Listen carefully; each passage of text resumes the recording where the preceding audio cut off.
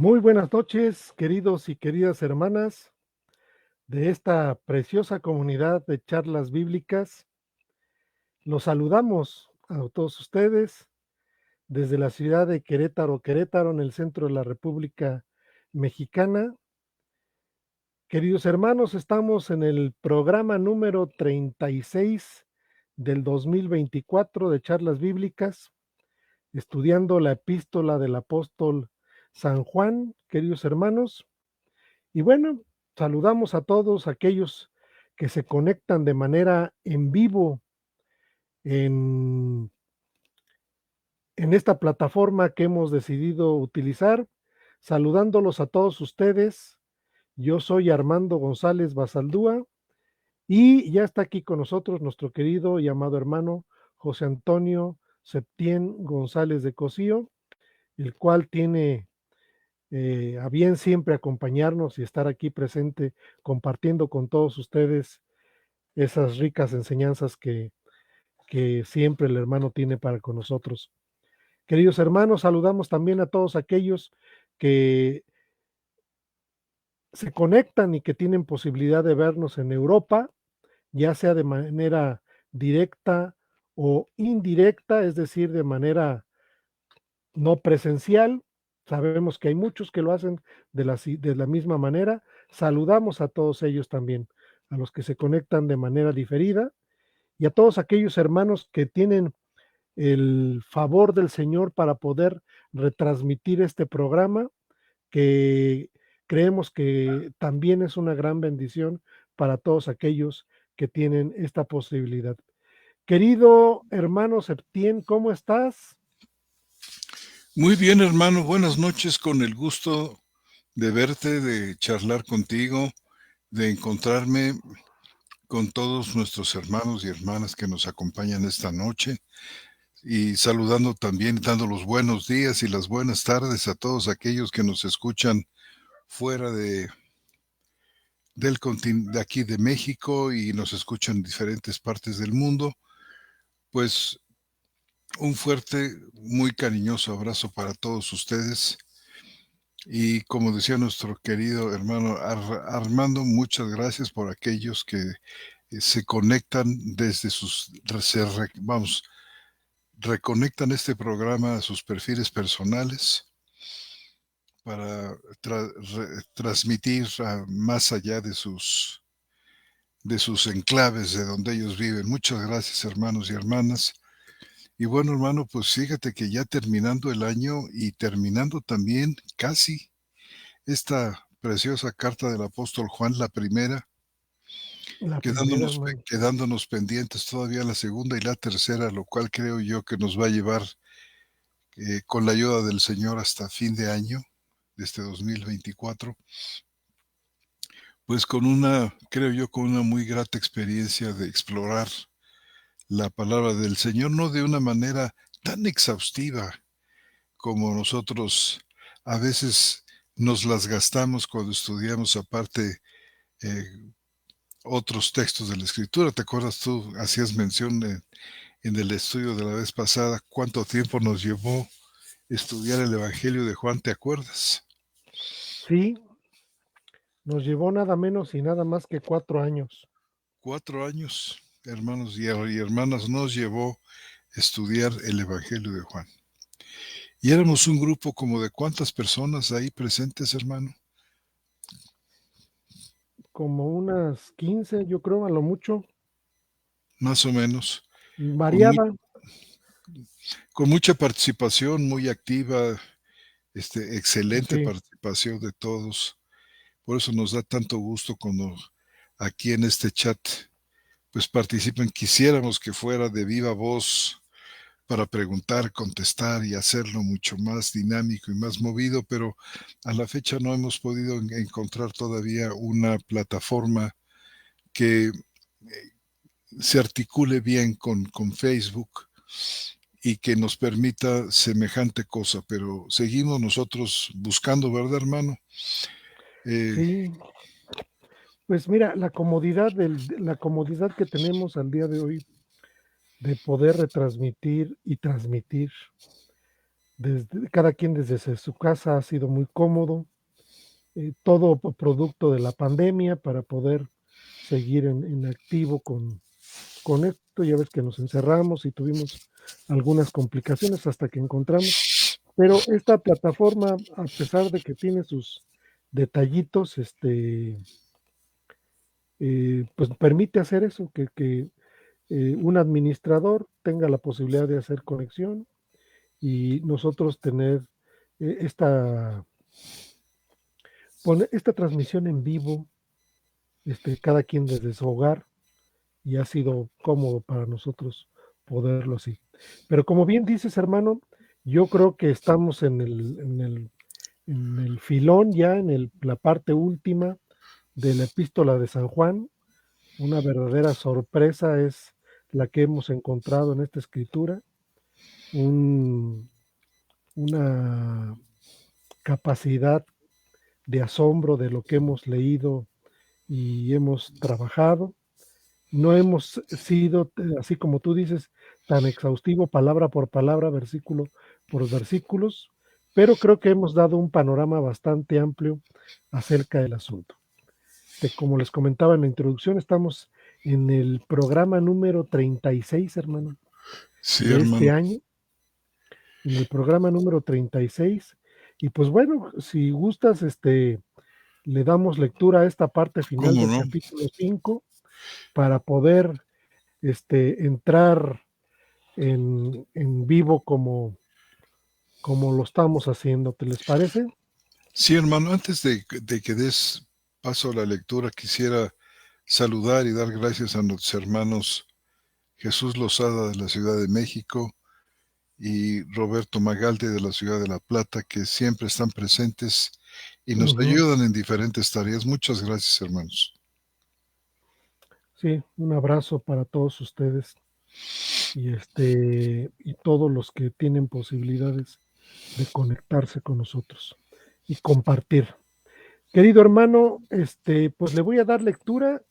Nos quedamos en el versículo 12. Voy a leer del versículo 13 en adelante de la epístola Perfecto. de San Juan, capítulo 5. Y dice lo siguiente: estas cosas os acabo de escribir a los que creéis en el nombre del Hijo de Dios, para que sepáis que tenéis vida eterna. Y esta es la confianza que tenemos ante Él, que cuando pidamos algo conforme a su voluntad, Él nos escucha. Y si sabemos que nos escucha en cualquier cosa que pidamos, sabemos que tenemos peticiones que le hemos hecho. Si alguno ve a su hermano cometiendo un pecado que no es para muerte, pedirá y Él le dará vida a los que no pecan para muerte. Hay pecado para muerte. Acerca de este, no digo que se ruegue. Toda injusticia es pecado, pero hay pecado que no es para muerte. Sabemos que todo el que ha nacido de Dios no peca. Antes bien, el que ha nacido de Dios se guarda y el maligno no lo agarra. Sabemos que procedemos de Dios y el mundo entero yace en el maligno, pero sabemos que el Hijo de Dios ha venido y nos ha dado entendimiento para que conozcamos al verdadero. Y estamos en el verdadero, en su Hijo Jesucristo.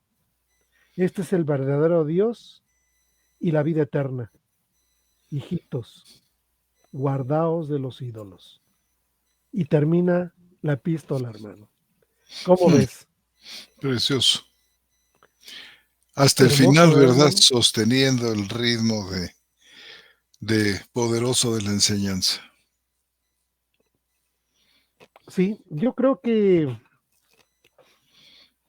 aquí describe muy bien los destinatarios de la carta.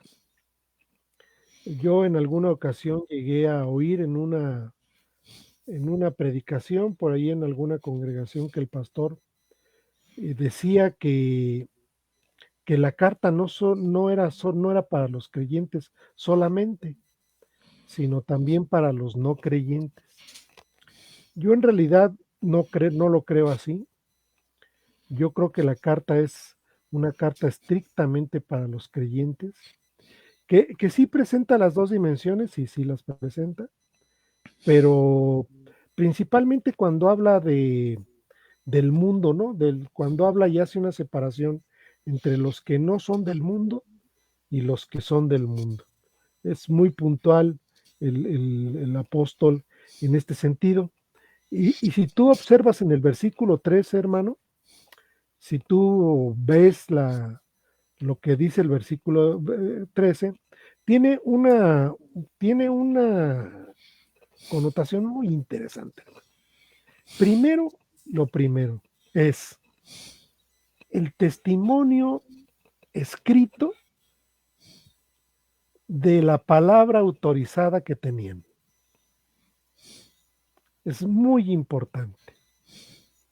Es decir, si hubo, en este caso se ve con toda claridad, la intencionalidad de dejar algo escrito, sabiendo ellos que, pues, de manera muy apropiada, muy correcta, muy elegante, muy contundente, muy de manera esencial, básica, fundamental, es lo que era desde un principio, lo que hemos oído, lo que hemos visto con nuestros ojos, lo que hemos contemplado y palpado nuestras manos acerca del verbo de vida, porque la vida fue manifestada y la hemos visto y damos testimonio y os anunciamos la vida eterna. Aquí dice el apóstol, os anunciamos la vida eterna, la cual estaba ante el Padre y nos fue manifestada. Lo que hemos visto y oído, os lo anunciamos. Y dice, para que vosotros tengáis comunión con nosotros. Y esta es nuestra comunión verdaderamente, es con el Padre y con su Hijo Jesucristo. Bueno, ahora en el versículo 13 del capítulo 5 presenta una dimensión de todo esto que el apóstol introduce, ¿no? Es decir, estas cosas de las cuales fuimos testigos, estas cosas que vimos y oímos, os acabo de escribir. Es decir, no solamente nos las anunciaron, sino las dejaron testadas con esa autoridad divina, con esa autoridad apostólica, con esa autoridad que les dio una representación plenipotenciaria del apostolado, ¿sí? Es decir, un apostolado diseñado y planeado en la eternidad con una gran actividad apostólica de todos aquellos que escribieron, y lo dice el apóstol, ¿no? Estas cosas os acabo de escribir. Y vienen los destinatarios, hermano, a los que creéis en el nombre del Hijo de Dios. Y luego dice cuál es el propósito de todo esto que estoy mencionando. Y el propósito es, dice, para que sepáis que tenéis vida eterna. Y no solamente eso, hermano, sino que tengamos confianza ante Él, que cuando pidamos algo conforme a su voluntad, Él nos escucha. Y sabemos, dice, fíjate la seguridad y la afirmación, que sabemos lo encontramos por todos lados, hermano. En la epístola, en la epístola encontramos de manera, pues muy enfática, ¿no? Es decir, en el capítulo 2, versículo 3 dice, y en esto sabemos que le hemos conocido si guardamos sus mandamientos. ¿Te acuerdas, hermano? En el versículo 5 de ahí mismo del capítulo 2 dice, pero el que obedece a su palabra, en verdaderamente se ha perfeccionado el amor de Dios. En esto pues sabemos que estamos en Él. Versículo 18 de ese mismo capítulo 2: niñitos, ya es la hora postrera, y según habéis oído, que el anticristo viene. Así han surgido ahora muchos anticristos, por lo cual sabemos que es la hora postrera. Ya explicamos en su momento a qué se refería desde nuestra perspectiva la hora postrera. No es un punto escatológico, sino era el, el- el- la culminación de toda esta obra perfecta de nuestro Señor Jesucristo. Entonces, querido hermano, ¿qué opinas acerca de esta, pues vamos a decir, introducción a la última parte de la epístola, hermano? Bueno, fíjate que aparte de lo que tú has explicado muy bien en este momento y articulándome con esto que tú estás diciendo, me parece, hermano, que el apóstol Juan ha, ha traído algo de lo que ya había hablado en el Evangelio. Fíjate que nunca lo había expresado aquí en Juan, uniendo dos elementos, creer y tener vida eterna, como sí lo había hecho el apóstol en el Evangelio. Ujú, O sea, y con esto, pues, como que completa Juan aquí todas estas implicaciones del creer en Él. Algunas que tú has mencionado en este momento, y esta que es creer y tener vida eterna. Y por supuesto, una vez más, como en tantas otras ocasiones, hemos vinculado la carta con el Evangelio, y con esto, pues aparte de ujú, demostrar que Juan es el autor de los dos, de la carta y del Evangelio, pues las vinculaciones son importantes, muy importantes. Y aquí hay una muy importante entre el creer y tener vida eterna. Fíjate, creer y tener vida eterna como una posesión real, como una posesión presente. Por supuesto, y es una posesión que es futura también, pero Juan la plantea en su evangelio y aquí mismo en la carta como algo que es presente. Recordaremos, por ejemplo, algunos pasajes, ¿se acuerdan ese muy célebre que de tal manera amó Dios al mundo que ha dado a su Hijo unigénito, para que todo aquel que en Él cree no se pierda, mas tenga vida eterna? El que en Él cree tenga vida eterna. Y hay otros, ¿verdad? No sé, en el capítulo 3 de ahí mismo de Juan, dice, el que cree en el Hijo tiene vida eterna. ujú, O en Juan capítulo 5 que es precioso el que oye mi palabra, de cierto os digo, el que oye mi palabra y cree al que me envió, tiene vida eterna y no vendrá a condenación, mas ha pasado de muerte a vida o no, no vendrá a juicio, ujú, todavía más preciso. Y no sé, creo que en Juan capítulo 6 dice, esta es la voluntad del que me ha enviado, que todo aquel que ve al Hijo y cree en Él, tenga vida eterna. Y otro fenomenal que está ahí en Juan capítulo 6, versículo 54, que además de paso explica qué es eso de comer y beber, comer la sangre, comer la carne y beber la sangre del Hijo de Dios. Fíjate, dice en el versículo 6:54 del Evangelio de Juan, el que come mi carne y bebe mi sangre, tiene vida eterna. Y yo creo, hermano, que todo este capítulo 6 no es tanto como muchos lo han visto y al paso de los siglos como una especie de declaración sacramental que tiene que ver, dicen, alegan con la institución de la Cena del Señor y, por supuesto, la Iglesia Católica nos Ujú, diría de la Eucaristía. En primer lugar, porque la institución de la cena tiene lugar en los otros evangelios exactamente al final, en el mero final de su ministerio, en una reunión totalmente íntima, casi que secreta entre sus apóstoles y él. Ahí tiene lugar la institución de de esta cena que no es un sacramento, sino es una señal, que no es lo mismo. Algo para recordar.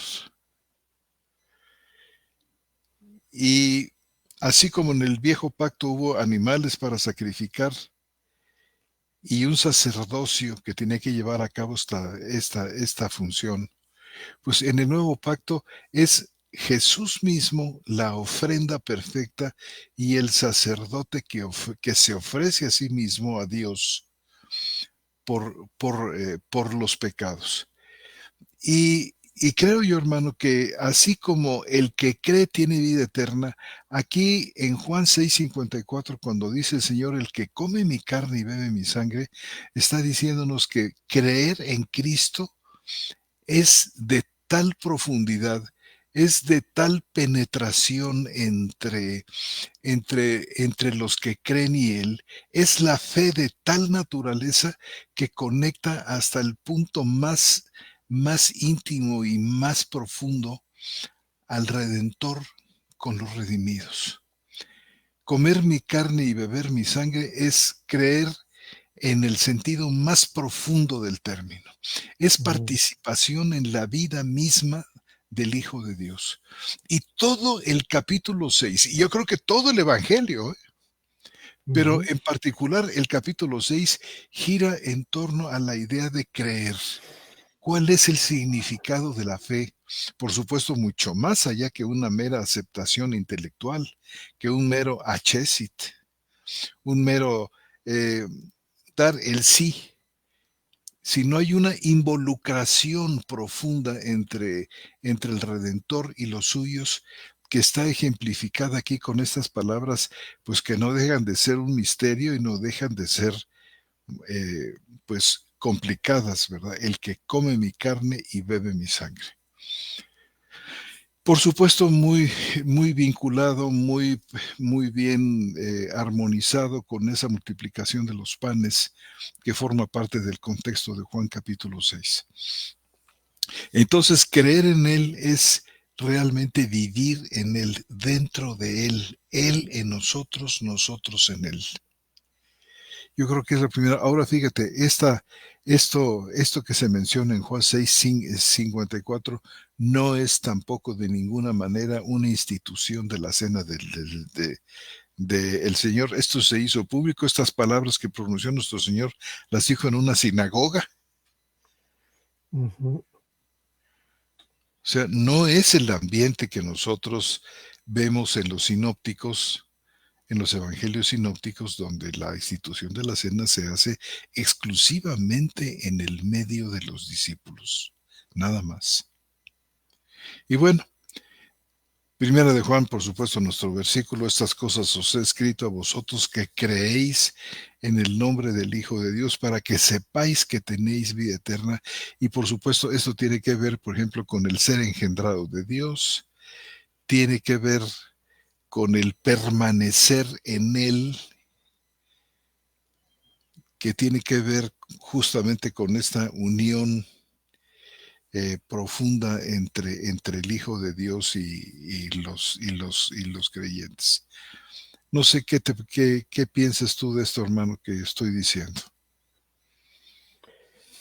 Yo lo que quería de alguna manera señalar en base al texto, en el siguiente sentido, donde dice para que sepáis que tenéis vida eterna. eh, Esto no me acuerdo si lo hemos dicho o no, es algo que yo he reflexionado contigo y con los demás otros hermanos, en el sentido que la vida eterna empieza en el momento en que la conversión viene a nosotros. No es un asunto de tipo escatológico, donde la vida eterna comience después de que el Señor venga y venga el juicio y vayamos a estar con Él, sino que la vida eterna comienza porque al parecer en todos los textos donde aparece la vida eterna, que es, creo yo, consecuencia de la vida espiritual, es decir, una consecuencia inmediata, así lo creo. Es decir, en el momento en que pasamos de muerte a vida, en el momento en que pasamos de muerte a vida, y esto no es otra cosa más que, en términos muy generales, lo que representa la salvación de haber pasado de muerte a vida, este, lo dice claramente en los textos que acabas de citar, por ejemplo, el de Juan 5:24, es uno de mis textos muy, muy claros, porque, bueno, desde el 21 viene diciendo, dice, porque así como el Padre levanta y da vida a los muertos, así también el Hijo da vida a los que Él quiere. Y esta vida de la que está hablando no es vida eterna, sino es la vida espiritual. Y dice en el versículo 24, dice, de cierto os digo que el que oye mi palabra y cree al que me envió, tiene vida eterna y no va a juicio, sino que ha pasado de muerte a vida. Aquí, hermano, en este versículo, por decir en el versículo 24, la palabra tiene vida eterna, en es donde yo quería que tú nos hicieras una reflexión en el sentido de que el verbo que tenemos ahí, ¿sí? El verbo que tenemos ahí, el saber el tiempo verbal en el cual está expresado, ¿sí? Nos tendría que dar luz con respecto a la temporalidad de la vida eterna. Si el tiempo está en presente, es decir, está hablando que la vida eterna es en presente, entonces la vida eterna, comienza en el momento en que hemos pasado de muerte a vida. Y el momento en que hemos pasado de muerte a vida, con todas sus vertientes, obviamente, con todos aquellos elementos de la gracia de la cual hemos platicado, entre ellos la justificación, ¿sí? este, Tienen una relevancia muy importante porque si es así, entonces ahorita nosotros tenemos vida biológica, tenemos vida espiritual porque pasamos de muerte a vida y tenemos vida eterna. Y esto tendría que forzosamente, pues, explicarse en términos de cómo está escrito esos términos, hermano, esos términos en la escritura. Por ejemplo, ¿no? Y esta es la vida eterna, que te conozcan a ti, el versículo de San Juan, versículo 17, capítulo 17, versículo 3, donde dice, y esta es la vida eterna, que te conozcan a ti, el único Dios verdadero, y a Jesucristo a quien enviaste. Entonces, ¿qué nos podrías decir acerca de esto, querido hermano? Verbo tener, fíjate, no está en futuro. No dice para que sepáis que tendréis vida eterna. Ni tampoco está expresado en un subjuntivo que es el del, el del deseo, simplemente, Ujú. ¿verdad? No está expresado en optativo, que es todavía un deseo menos alcanzable, vamos a decir,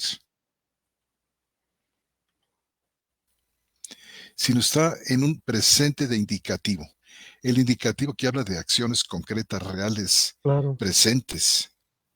¿Verdad? El verbo es ejo y y aquí tienes tú la forma égete, que yo creo que en este caso es presente de indicativo, voz activa, segunda persona del plural. Tenéis vida eterna, como una realidad, como una posesión. No sé si te acuerdas que en un momentito expresé esto, como una posesión presente, como una posesión real.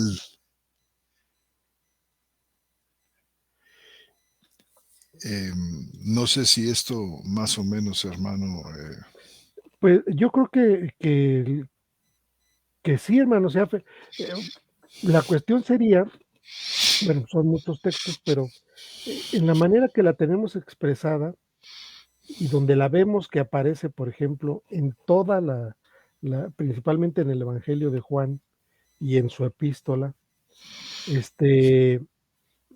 en ningún momento la tenemos en futuro, como tú lo dices, sino la tenemos en presente de indicativo. Y como lo hemos también dicho, y no lo vamos a seguir expresando, es que cuando encontramos un indicativo estamos hablando de un hecho, de algo que se realiza, de un hecho verdadero, vamos. Entonces, al hablar de que este verbo dice, tenéis vida eterna, entonces se está hablando en tiempo presente y es el argumento que de alguna manera yo tengo para decir, hermano, que la vida eterna empieza inmediatamente en que hemos pasado de muerte a vida. Y esto nada es en el momento en que el Señor opera la salvación sobre nosotros. Exactamente. Así es. Porque no tenemos en ningún momento que esto pueda ser una expectativa futura, ¿no? Sí. Inclusive yo he llegado a oír de la misma manera, como lo expresé anteriormente, que pues la salvación apunta a la vida eterna y yo creo que es una consecuencia porque el elemento fundamental es que Cristo triunfa sobre la muerte, hermano. Claro. Al Cristo triunfar sobre la muerte y que la muerte no tiene el poder que tenía antes de que viniera el Señor, es decir, antes de que viniera el Señor, la muerte realmente tenía un poder, era un poder que se quedaba con todos, o sea, el que moría, la muerte lo retenía. Sin embargo, es tan importante la resurrección del Señor que al momento en que el Señor resucita, entonces vence a la muerte. Y la muerte ya no tiene más poder sobre de él ni sobre los que creen en él. Por eso lo expresan los apóstoles de manera enfática. Inclusive los discursos que tenemos, los discursos y las prédicas que tenemos apostólicas, están centradas en la resurrección. A este Jesús entregado por el varones israelitas, ¿no?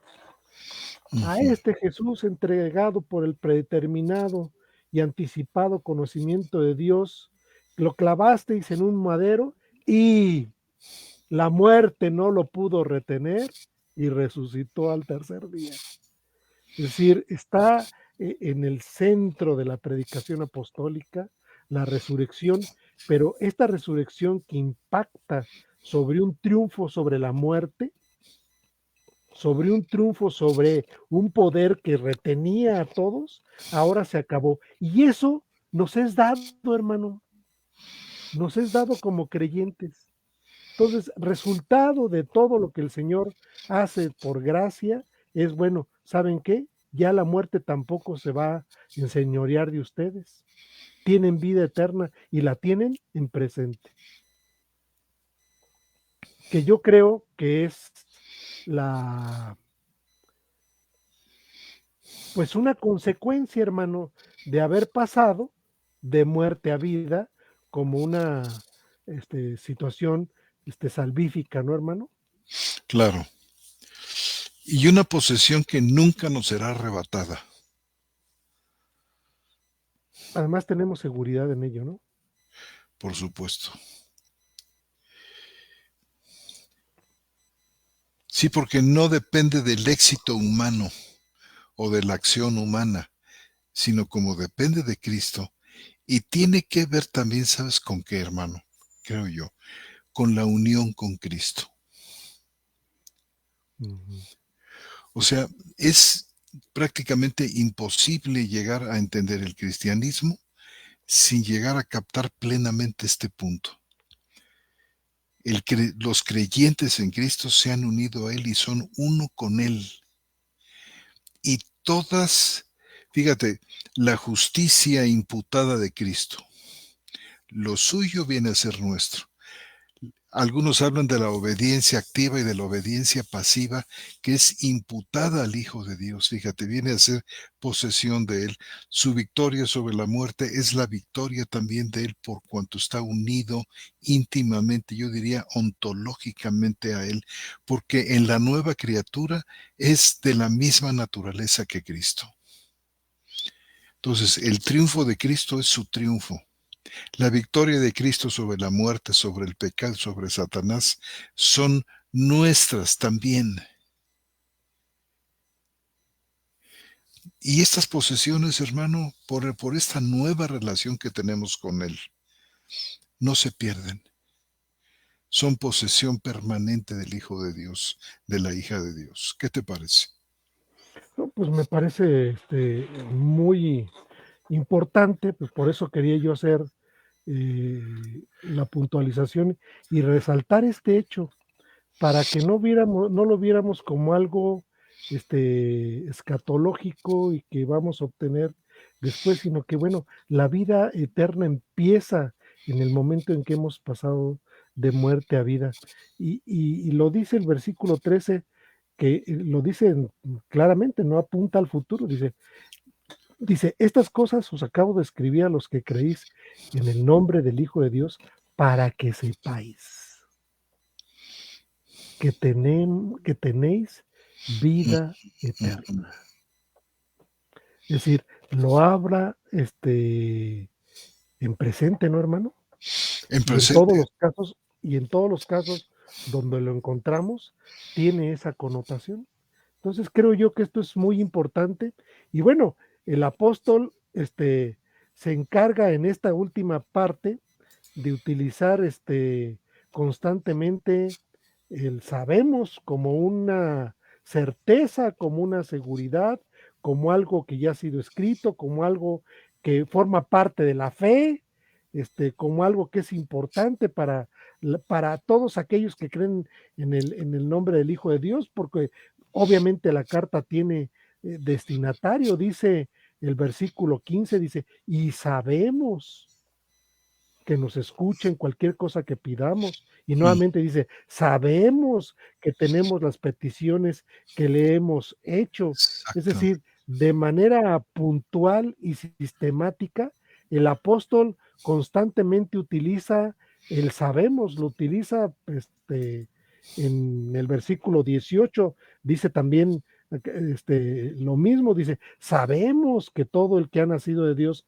no peca, antes bien el que ha nacido de Dios se guarda y el maligno no lo agarra. Versículo 18, sabemos que procedemos de Dios y que el mundo entero yace sobre el maligno. Versículo 20, pero sabemos que el Hijo de Dios ha venido y nos ha dado el entendimiento para que conozcamos al verdadero y estamos en el verdadero, es decir, durante toda esta parte final, y bueno, el versículo 13 también dice, para que sepáis, y bueno, nos lo viene repitiendo constantemente y no solamente utiliza el sabemos, sino utiliza el sabéis, ¿no? Ahí mismo en la epístola 2:20, pero vosotros tenéis la unción del santo y todos vosotros lo sabéis. Ujú. El versículo 2:29 dice, si sabéis que Él es justo, sabréis también que todo el que obra la justicia ha nacido de Él. Entonces, tiene un punto ahí muy importante con respecto a esta confirmación y seguridad de lo que representa la fe que el Señor nos ha dado, hermano. Pero si gustas, pasamos pues a una parte importante que me gustaría oír,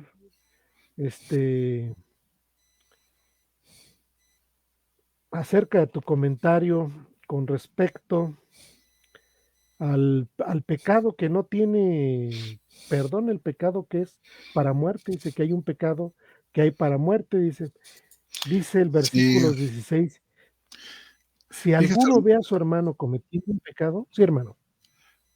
no, sí, adelante.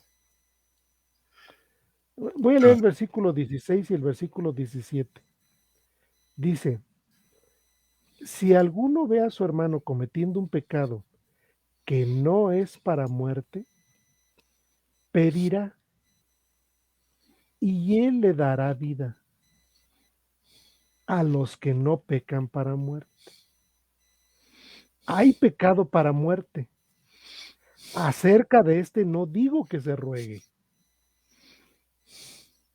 Toda injusticia es pecado, pero hay pecado que no es para muerte. Es decir, si hay una distinción y hace una especie de clasificación de el pecado que es evidentemente contrario a Dios, ¿sí? Pero que en Cristo, aquel que ha sido declarado justo, tiene posibilidades de pedir perdón y no solamente de él, fíjate hermano, porque aquí está hablando de que si alguien dice, si alguno ve a su hermano cometiendo un pecado que no es para muerte, pedirá y le dará vida. Pero también hace la distinción de un pecado que no es perdonado, porque es, o sea, es un pecado que te mantiene en la muerte. ¿Qué opinas, hermano? bueno, fíjate que yo tenía muchos deseos de que tocáramos este punto para el programa que sigue, o sea, para el próximo miércoles, porque es un Ajá. tema amplio y yo también tengo mucho interés en saber qué piensas tú sobre este asunto. Y ahorita pues yo creo que ya se nos vino el tiempo encima y no nos alcanzaría el tiempo como para tratarlo bien. Y de paso, pues yo creo que dejamos muy interesados a nuestros oyentes con este tema que es crucial y donde, pues tú sabes, ha habido mucha confusión en cuanto a qué significa este asunto de pecado de muerte del que está hablando Juan aquí.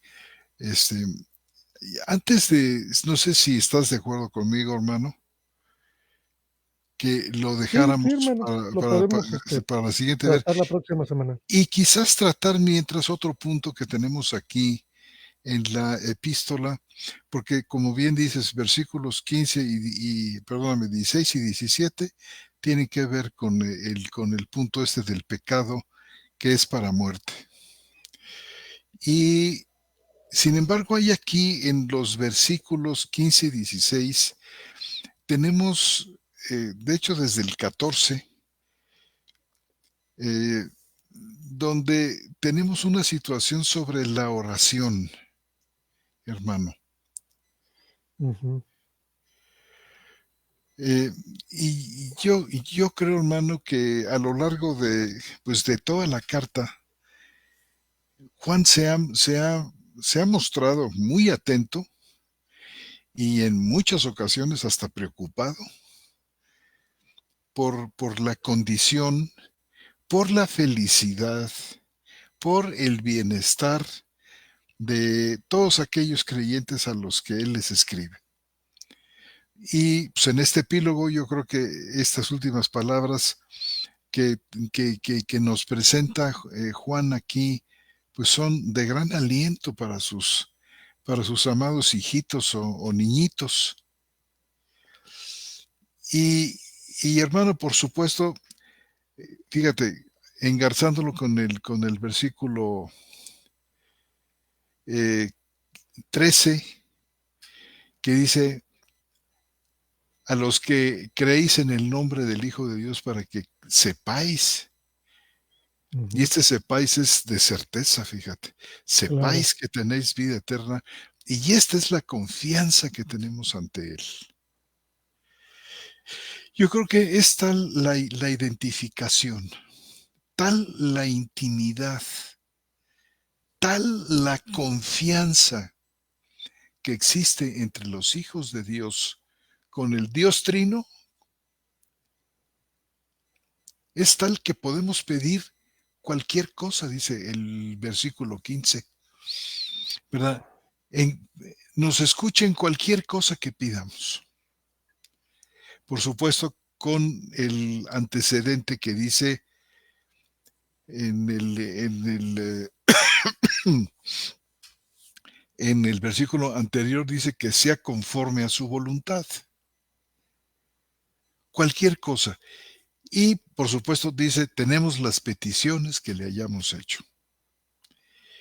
Y me luce que es muy interesante que la palabra griega que se traduce en la mayoría de las versiones de la Biblia como confianza, incluyendo aquí la cuarta edición de la Biblia textual, cuando dice esta es la confianza que tenemos, la palabra que se usa ahí como confianza es parricía,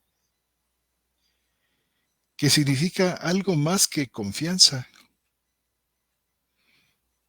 La palabra Ujú, parricía, ujú, fíjate, también significa franqueza, sinceridad, apertura y en algunas ocasiones hasta atrevimiento. Fíjate, audacia en algunos contextos.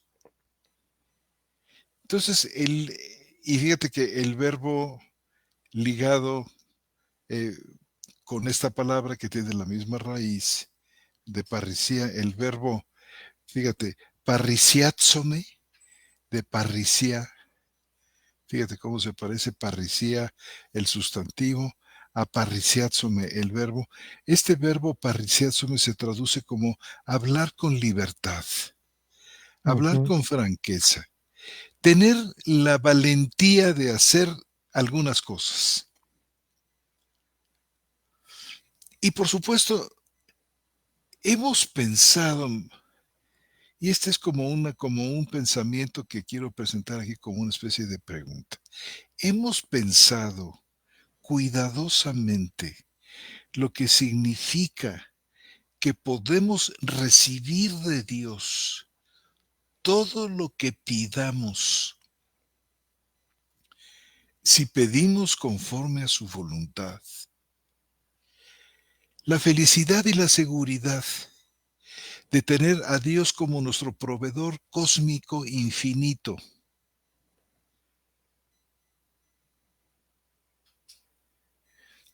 Y por supuesto aquí surge también otra pregunta. Bueno, ¿cómo podemos saber que lo que pedimos es conforme a su voluntad? Porque si es necesario para recibir que pidamos conforme a su voluntad, pues ¿cómo podemos saber que lo que pedimos se conforma a esta voluntad de Dios? Y fíjate que no hay nada místico en la respuesta, ni nada psicológico en la respuesta, ni nada que tengamos que buscar fuera de la escritura para, para resolverla. Mira, es sencillo. ¿Cómo podemos saber que si lo que pedimos es conforme a su voluntad? Mira, lo podemos saber si hemos guardado su palabra, que es lo que está en el contexto. Si hemos guardado, así de simple. Y no es posible para un verdadero cristiano vivir lejos de la palabra de Dios. Si alguno vive lejos de la palabra de Dios, pero tiene certeza de que es hijo o hija de Dios, tiene que pedirle al Señor que le permita acercarse a la palabra, porque esto también está dentro de la voluntad de Dios. Esto es un privilegio que Dios concede, no una atribución que nosotros nos tomamos de decir, pues ahora sí me voy a poner a leer mi Biblia. No, porque igual la podrías leer infructuosamente, sino que tenemos que vivir cerca de ella, hermano, y el apóstol, fíjate, nos ha exhortado repetidamente que estemos cerca de su palabra, que guardemos su palabra, lo que implica necesariamente pues leerla con todo cuidado. Y es una delicia leer la palabra sacando algo así como una lupa y leerla lentamente. Y fíjate que el mismo apóstol Pablo también habla de esta cercanía necesaria que el creyente tiene que tener con la escritura. ¿Te acuerdas de nuestra carta preciosa de Colosenses capítulo 3, donde dice el apóstol, la palabra de Cristo more en abundancia en vosotros? Ahora fíjate que el vosotros, con lo que sigue, dice, enseñándoos y exhortándoos unos a otros en toda sabiduría, está hablando, hermano, de la presencia de la iglesia y la necesidad de la iglesia. Esta es la santidad comunitaria, esta es la edificación no solamente personal, no solamente privada, que es muy importante, el hecho de que nosotros rogamos a Dios que nos permita su presencia personal cercana, sino que es comunitaria. Por eso dice Pablo ahí que la palabra de Cristo mora en abundancia en vosotros, pero luego dice, enseñándoos y exhortándoos unos a otros. Y es que esta es una dimensión del crecimiento, de la madurez cristiana, hermano, que tal parece que está ausente y que los sistemas religiosos parece ser que lo bloquean y lo obstruyen, convirtiendo a los creyentes en simplemente espectadores del show religioso, sin que ellos puedan participar activamente en el enseñándoos. No es solamente, fíjate, la idea aquí como para derribar un ídolo sagrado del protestantismo en general y del catolicismo y de todos los sismos supuestamente cristianos, que es el centro de la reunión de los creyentes, es, es el sermón pronunciado por el pastor. Cuando la idea del Nuevo Testamento, que podemos ver en todas las cartas de Pablo, es no una función que ejerce un hombre dirigiéndose a un grupo pasivo de gente, sino es la acción personal del unos a otros. Más de 58 veces la escritura habla de unos a otros, unos a otros, unos a otros. En la iglesia primitiva no había sermones, no había púlpitos, ni pastores como los conocemos hoy. No había, son un invento que no ha ayudado al crecimiento y a la maduración de los creyentes. La carta a los Efesios en el capítulo 4, versículo 16 dice que el crecimiento de los creyentes se da en función de la actividad propia de cada uno. La actividad propia de cada uno. Es como el cuerpo se edifica, como el cuerpo crece. Es como Pablo nos dice aquí, enseñándoos y exhortándoos. Ese exhortar no es tanto regañar, sino animar, enseñándoos y animándoos unos a otros en toda sabiduría. Y esto porque la palabra de Dios mora en abundancia en uno, en otra, en otro, en otro, en otro, que podemos hablarnos, podemos animarnos, podemos enseñarnos con toda sabiduría. Y hermano, esta es una expresión maravillosa de este multifacético y multiparticipativo ministerio que Dios ha establecido en su iglesia. Y la palabra de Cristo es fundamental. Fíjate. O sea, el permanecer en Cristo, el estar en Él, el ser obedientes y todas estas cosas maravillosas se vuelven algo muchísimo más, ¿qué diré, hermano? Muchísimo más fluido y más, una experiencia mucho más gozosa cuando lo hacemos desde este punto de vista intensamente comunitario, del unos a otros. Y la palabra juega aquí un papel fundamental. No la palabra predicada desde un púlpito, sino la palabra que es expresada en la vida, hermano, y en la sabiduría que Dios da. Porque dice primera de Corintios 12 que estos dones, que estas operaciones de palabra de sabiduría, de palabra de ciencia, dice que las obra uno y el mismo Espíritu, repartiendo a cada uno en particular como Él quiere. Y por supuesto, insisto, la palabra es fundamental. Por eso también en la carta a los Filipenses dice, asidos de la palabra de vida. Y como dice en el libro de los Hechos, Lucas, el autor del libro, dice, y ahora, hermanos, y estos son palabras de Pablo una vez más, os encomiendo a Dios y a la palabra de su gracia, que tiene poder para sobreedificaros y daros herencia con todos los santificados. Ve tú nada más, hermano, y vean, hermanos queridos, esta, este poder de la palabra. La palabra de su gracia, hermosa manera de definirla, tiene poder para sobreedificaros y darnos herencia con todos los santificados. Entonces, recordábamos, ¿te acuerdas la semana pasada, hermano, un versículo que nos surgió, por cierto, casi al final del programa, que es un texto que amamos muchísimo tú y yo, que dice, y por esto damos gracias sin cesar a Dios, porque habiendo recibido de nosotros la palabra del mensaje de Dios, la acogisteis, no como palabra de hombres, sino tal como es en verdad palabra de Dios, la cual también os energiza a vosotros los que creéis. Primera de Tesalonicenses 2:3. La palabra que nos energiza.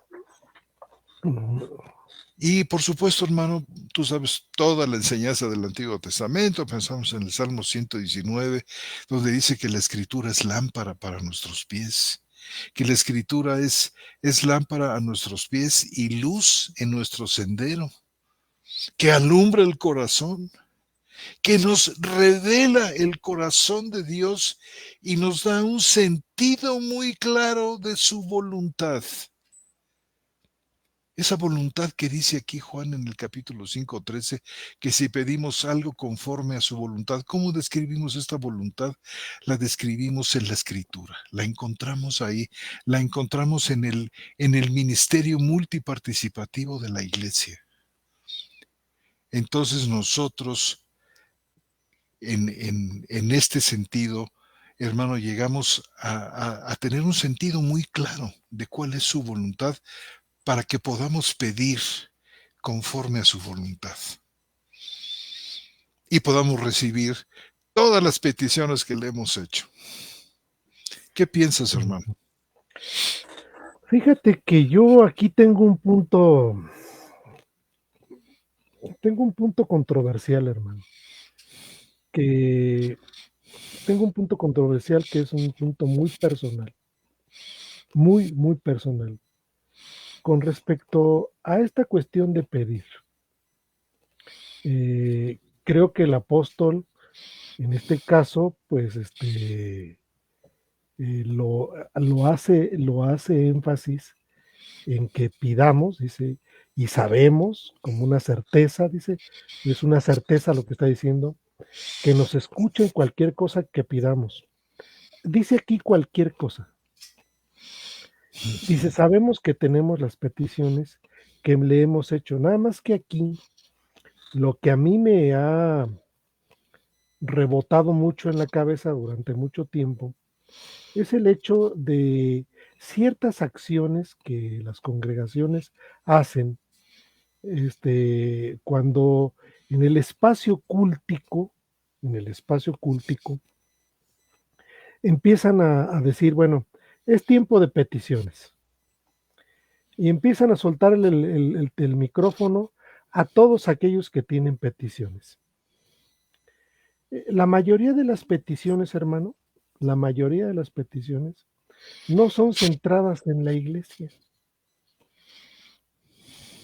sino son centradas fundamentalmente, se va a oír muy fuerte y feo, pero en muertos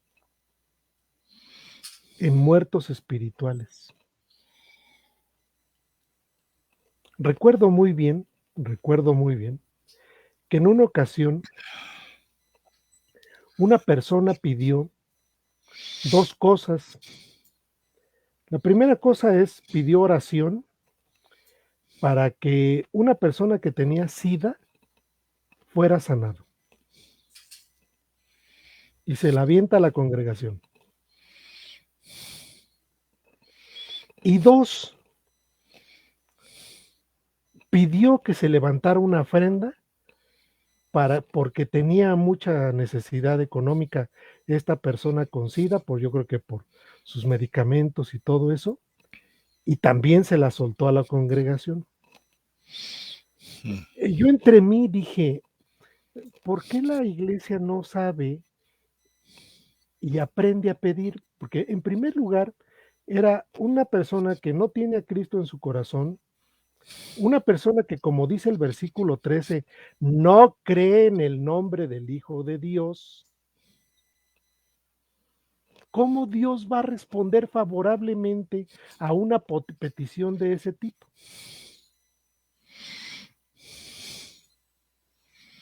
Y bueno, ha sido un punto controversial, inclusive hasta en mi familia, en el sentido que yo les digo, ¿saben qué? Pues no pidas por fulanita que no tiene cáncer porque no es creyente. El Señor no la va a sanar. Pero tú, ¿qué te crees? ¿Tú quién eres para poder decir si se va a sanar o no? Le digo, entonces pidamos adecuadamente. Y hay un texto, hermano, que quisiera leer porque es un texto fuerte, creo yo, que lo tenemos en el Evangelio de San Juan, capítulo 14, no, en el versículo 17, en el capítulo 17, perdón, hermano, en el capítulo 17,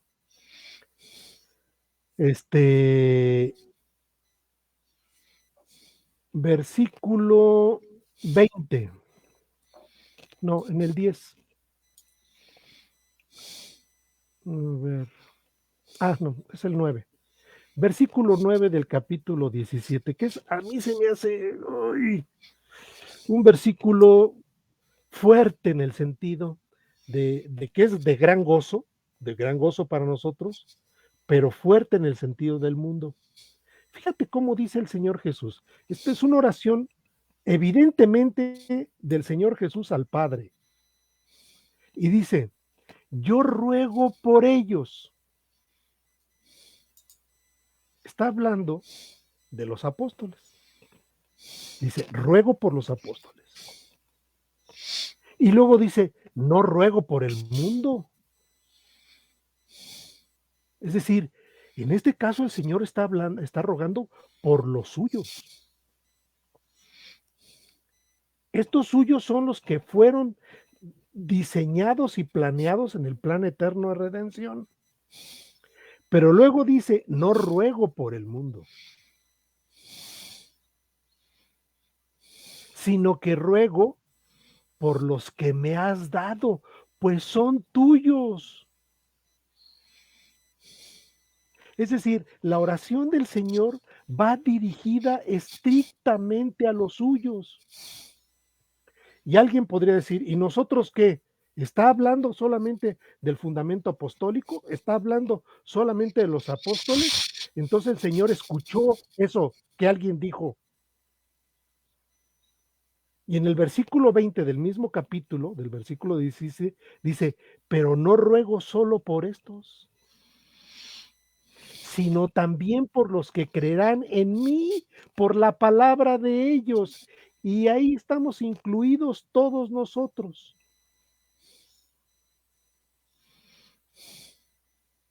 Entonces digo, si voy a pedir yo por alguien que evidentemente a veces pido por personas que no son creyentes y pido por personas a las cuales les he llevado el evangelio y a las cuales constantemente he estado presentándoles el evangelio, le digo, Señor, ruego por su vida y pido por su vida espiritual que si es tuyo, lo traigas a tus pies. Por eso os ruego. ¿Por qué? Porque cuando alguien muere, que muere un cercano, muere un conocido, muere un vecino, muere alguien, realmente en mi alma, hermano, llega una especie de dolor y digo, híjole, se fue sin Cristo. Que es una verdadera pena, es una verdadera lástima. Y la palabra es una verdadera desgracia que alguien muera y se vaya sin Cristo. Porque lo que realmente sirve es que se vayan con vida espiritual, que se vayan con salvación. ¿Por qué? Porque entonces sabemos que el que se va con salvación tiene vida eterna, hermano, y ha triunfado sobre la muerte. Pero estas palabras del Señor Jesús retumban siempre sobre mi cabeza, hermano, ¿eh? No, y dice, y ruego por ellos, ¿no? Y lo dice muy, muy categóricamente, dice, yo ruego por ellos, no por el mundo, sino por los que me has dado, pues son tuyos. Y todo lo mío es tuyo y todo lo tuyo mío, y he sido glorificado en ellos. Entonces, cuando nosotros vemos en San Juan, hermano, en el capítulo 5, fíjate hacia dónde creo que va apuntada la petición del versículo 15. Dice, y sabemos que nos escuchen cualquier cosa que pidamos. Sabemos que tenemos las peticiones que le hemos hecho. Y fíjate hacia dónde va la petición. Si alguno ve a su hermano cometiendo un pecado que no es para muerte, pedirá y le dará vida. Es decir, las peticiones van orientadas, creo yo, desde este contexto a los suyos. Pero ahí la dejo, hermano. Es una inquietud que tengo en la cabeza durante mucho tiempo y te digo, inclusive acá mi propia familia me dice, ¿y tú quién te crees para decidir si sí o si no? ¿Sabes qué? Esa es una petición para el Señor. Y si es una petición para el Señor y es de Él, Él lo va a traer. Y luego digo, alguien que ha sido elegido desde antes de la fundación del mundo, ¿se puede resistir al llamado de Cristo? No, no se puede resistir. Pero nuestra petición está ahí. Señor, si son tuyos, dales vida. Y vida en abundancia.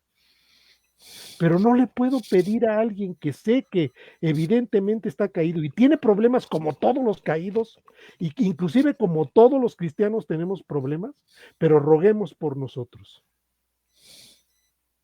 Por eso cuando los hermanos nos dicen en los comentarios, hermanos, le pedimos al Señor por ustedes, digo, híjole, qué bendición, porque estamos en esto. O sea, están pidiendo por nuestras vidas, no solamente espirituales, sino por nuestras vidas físicas, para que podamos estar aquí muchos años más, ¿no, hermano? Así es, Pero hermano. bueno, creo que ya me pasé, hermano, de la raya. No, está bien, hermano. Mira, fue un adelanto para la siguiente vez.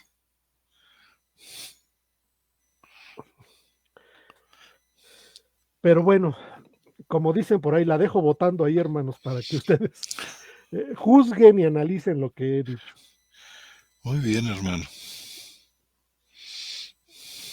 Entonces, pero Porque, bueno, porque mira, pues el tiempo se nos ha venido bueno, encima. ya platicaremos luego, porque es Sí, una hermano. petición mal No, hecha. O adelante, sea, adelante. sí, mira, eso de rogar por el sidoso, digo, lástima que está sidoso, pero o sea, la correcta petición en todo caso era, Señor, hermanos, ojalá que el Señor quisiera darle vida a este hombre.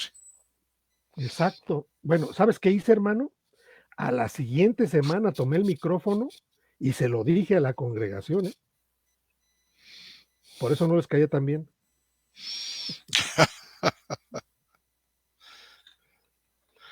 Se Claro, los dije, no estamos pidiendo bien. claro, Pidamos por su vida, que si es de él, el Señor lo va a traer, ya sea por la palabra nuestra o por la palabra de cualquiera. claro. Nosotros creímos por la palabra de Señor, ruego. A veces en mi oración es esa, hermano, mi oración en las mañanas es, Señor, ruego por los que han de creer en ti por la palabra que nos has dado. Esa palabra de vida.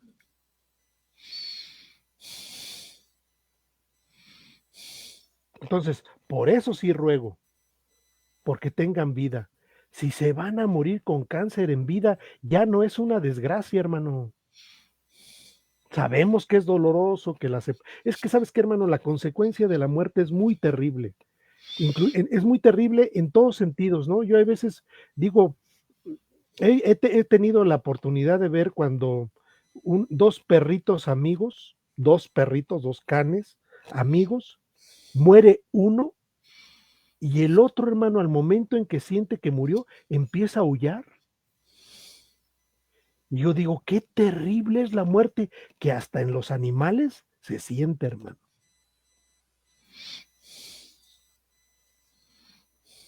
Entonces, la muerte es una verdadera desgracia, pero más desgracia es la muerte cuando se van sin Cristo. Ujú. Es una verdadera, la idea de separación, la idea de que no vamos a volver a estar y todo eso, pero ¿sabes qué? A veces, pues les digo yo, por ejemplo, a mis hijos, si yo llego a morir, no nos despedimos, nos vamos a ver en el cielo. Porque Cristo nos lo ha prometido. Tenemos vida eterna. Y eso da consuelo. Y alegría, hermanos. Y esperanza. Pero bueno, mi Muy querido bien. hermano, ya llegamos al término del programa. Vamos a leer los comentarios que los hermanos nos han escrito. Y si hay preguntas, pues pasaremos a responderlas. Y si no, si hay aportaciones, las leeremos para que todo mundo se goce y esté con nosotros. ¿Quieres empezar, hermano? Sí, como nos saludamos a nuestra hermana Emma Castillo, que al comenzar el programa nos escribió inmediatamente. También, hermana, nos da mucho gusto compartir contigo todas estas enseñanzas que el Señor nos ha dado esta noche. En gracia y justificada, me alegra que estés así, hermana. Nuestra hermana María Beatriz Escampini, con gran gusto de retransmitir desde Pinamar, Argentina, y escuchando siempre estas charlas. Hermana, qué gusto nos da que también contemos con tu presencia, hermana. Elizabeth Jarquín Martínez, saludos a toda la familia en Cristo. Nuestro hermano vive en el Estado de México. Nardo Uh-huh. Villarreal, buenas noches. Villarroel. Villarroel, perdón. Buenas noches y que Dios los bendiga. No sé desde dónde nos escribe nuestro hermano Nardo. Tiene apellido argentino. A ver si nos puede poner una notica nada más para tenerlo Uh-huh. presente. Nos sigue diciendo nuestro hermano Nardo a qué versión de la Biblia están haciendo referencia. A la Biblia textual, cuarta edición, publicada por la Sociedad Bíblica Iberoamericana. Hermano, si quieres continuar. Dice la hermana Emma Castillo, dice, amén, hermanos. Dice, amén, hermanos. Vivir en Jesús es la evidencia que tenemos la vida eterna. Tenemos seguridad de la vida eterna en el Hijo, porque esta vida está en Él. Él es el eterno y permanece para siempre. Amén, hermana. Dice nuestra hermana María Beatriz Scampini, que el versículo al que hacía yo referencia es San Juan 17:9. Así es, querida hermana. Nuestro querido hermano Paco Jiménez Bruzón, desde Lima, Perú, nos saluda, dice, saludo a los dos. Y luego dice, nuestro hermano Nardo Villarroel es de Monterrey, es nacional, de Nuevo Laredo. De Nuevo Laredo es que México. Tamaulipas. Tamaulipas, sí. Creo que son todos, querido hermano. Caray, son hermano. Todos. A ver, nuestro hermano Nardo, tan amables, muchas gracias. Tengo esa versión de la palabra de Dios, pero en una app, no en físico. Pues está bien, hermano, que la tenga en app. Sí, está bien. Es la Biblia textual 4 a la que hemos estado haciendo referencia y que fue revisada en su Es gran Nuevo mayoría. León, no es Tamaulipas, es Nuevo León. Nuevo Qué León. barbaridad, qué ignorancia la mía. Mil perdones, hermano Nardo. Nuevo Laredo, Nuevo León. Nuevo León. Bueno. Es que dice Nuevo Laredo, ¿no? No, Nuevo León. Sí. Es que yo había dicho Tamaulipas y no. Es que Nuevo Laredo sí es Tamaulipas. Es Monterrey, Nuevo León, posiblemente. Bueno, es geografía mexicana, hermanos. Bien, vamos a saludar a todos nuestros queridos hermanos que nos mandan un emoji, que tienen el bien de mandarnos ahí una manita o un corazoncito. Nuestra hermana Elizabeth Jarquín Martínez, nuestra hermana Marlene Rodríguez, Sadod Arciniega, un abrazo. Nelson Naranjo Bravo, María Beatriz Scampini, Emma Castillo y Mireya Moreno Guevara nos mandaron un emoji de que y nuestro hermano Roberto Magaldi se une ahorita rápidamente a estos íconos que expresan aceptación o un me gusta, un like. Me encanta el programa, ¿verdad? Muy bien, querido hermano José Antonio Septién González de Cosío, pues ha sido un gustísimo y un placer estar en esta charla bíblica contigo. Tú sabes, querido hermano, que el aprecio es alto y grande y que compartimos esto que el Señor nos ha permitido y nos lo ha dado para que podamos platicar con toda la comunidad de charlas bíblicas a nivel internacional. Los saludamos a todos ustedes, queridos hermanos. Les dejamos un profundo abrazo y que tengan muy buenas noches. Dios los bendiga. Hasta luego, hermanos.